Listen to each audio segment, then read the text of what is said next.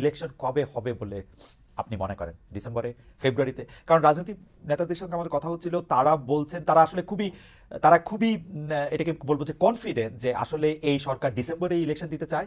ডিসেম্বরে ইলেকশনের বাইরে যে কথাবার্তা এই সরকারের লোকেরা বলতেছেন, তারা এগুলি বলতেছেন যে তাদের বিভিন্ন ব্যর্থতা ঢাকার জন্য আসলে আমরা যাতে ইলেকশন নিয়ে শুধু কথা বলি, ইলেকশন দেওয়ার জন্য তারা ডিসেম্বরে দেওয়ার জন্য রেডি। যদি ডিসেম্বরে তারা না দিতে পারেন, বড় জোর ফেব্রুয়ারির আগে, ফেব্রুয়ারিতে মানে রোজা আসার পরবর্তী রমজান আসার আগেই তারা ইলেকশন দিবেন।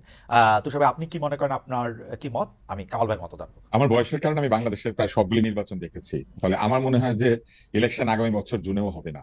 আমার ধারণা যে ইলেকশন হবে আগামী বছর ডিসেম্বরে, অথবা বলতে পারি না কখন হবে। এই কারণে এই ডিসেম্বরে হবে না, কারণ ইলেকশনের কোনো প্রস্তুতি কিংবা কোনো আহ, নড়াচড়া আমরা অনুভব করতে পারছি না। যখনই আগামী বছর আসবে, শুরুর দিকেই থাকবে রমজান মাস। রমজানের আগে ইলেকশন আসলে অসম্ভব, কেননা রমজানের মধ্যে ক্ষমতার রদবদল, রমজানের জিনিসপত্রের দাম বাড়া কমা, এইসবের লোড কোনো রাজনৈতিক দল নিতে চাইবে না। কারণ তারা ক্ষমতায় এসেই রমজান চাইবে না। কারণ রমজানের ঈদে মানুষ খুবই সেন্সিটিভ থাকে। তার রমজানের 2 মাস 10 দিন পরেই হচ্ছে কোরবানির ঈদ। কোরবানির ঈদ এবং রমজানের মাঝখানে যদি ইলেকশন দিতে হয়, তাহলে এসএসসি অথবা এইচএসসি যে কোনো একটা পরীক্ষা তার মাঝখানে পড়বে। ফলে সেইখানেও যে নির্বাচন দেওয়া সম্ভব হবে আমার মনে হয় না। এবং জুন মাস চলে আসলে আমার ধারণা যে নানান কথাবার্তা বলে এটাকে 2026-এর ডিসেম্বরে নিয়ে যাওয়ার একটা চেষ্টা করা হবে। এটা হচ্ছে আমার অভিজ্ঞতা থেকে বলা কথা।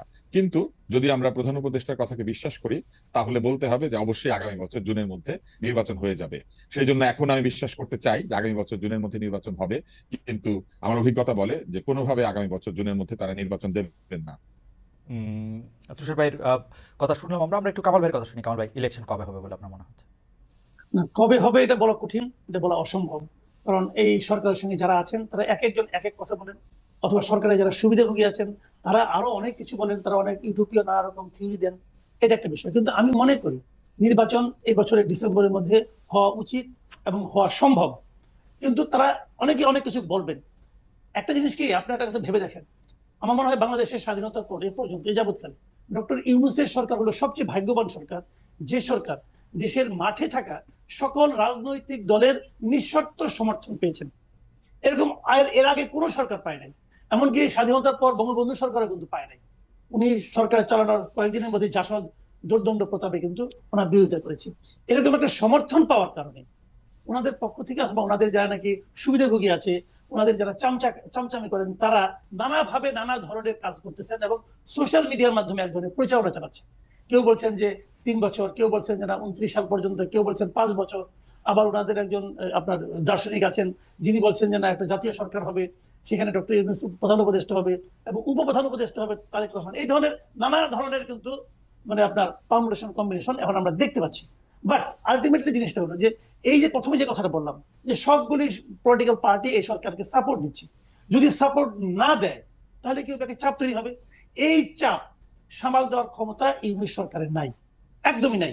কাজে যদি কাল আমি বললাম তো আগামী সপ্তাহে যদি তারেক রহমান এসে বলে যে আমি ইলেকশন চাই এবং ডিসেম্বরের মধ্যে চাই, যদি বলে, আপনি নিশ্চিত থাকেন ইলেকশন ডিসেম্বরে হবে। কারণ ডক্টর ইউনূস ওই রিস্কে যাবে না, তার পক্ষে এই চাপ সামাল দেওয়া সম্ভব না। এখন অনেক পলিটিক্যাল পার্টি অনেক রকম কাহিনী করতেছে, যার যার স্বার্থ আছে। কেউ কেউ ভাবতেছে আমি আর কয়েকটা দিন সময় পেলে গুছাই নিতে পারবো। তবে আমার ধারণা এনসিপি মনে হয় আর ভাবে না। এনসিপি মনে বুঝে গেছে যে আর অনন্তকাল সময় দিলে যতই সময় বেশি পাবে ততই তারা ক্ষুদ্র থেকে ক্ষুদ্রতর হবে, ওই হোমিওপ্যাথি ডোজের মতো। হ্যাঁ, ওটাতে কোনো কাজ হবে বলে আমার কাছে মনে হয় না। এনসিপির আশা আকাঙ্ক্ষা মোটামুটি এখন শেষ। এখন জামাত হয়তো ভাবতে পারে যে আর একটু সময় পারলে আর একটু গোছাবো, কিন্তু তাতেও কিছু হবে বলে আমার কাছে মনে হয় না। আমি জানি না কি হবে তাদের পলিটিক্যাল ইকুয়েশন কার কি। তবে আমি এটুকু মনে করি যদি পলিটিক্যাল পার্টিগুলো চাপ দেয়, এই সরকারের পক্ষে ইলেকশন ডিসেম্বরের থেকে মানে বিলম্বিত করার কোনো সুযোগই নাই, পারবে না। আমি কামাল ভাইয়ের সাথে আমি একমত যে পলিটিক্যাল পার্টিগুলো যদি চাপ সৃষ্টি করে তাহলে ডিসেম্বরেতে ইলেকশন দিতে হবে এবং ডক্টর ইউনূসও আসলে ডিসেম্বর ইলেকশন দেওয়ার ব্যাপারে একাধিকবার বলেছেন।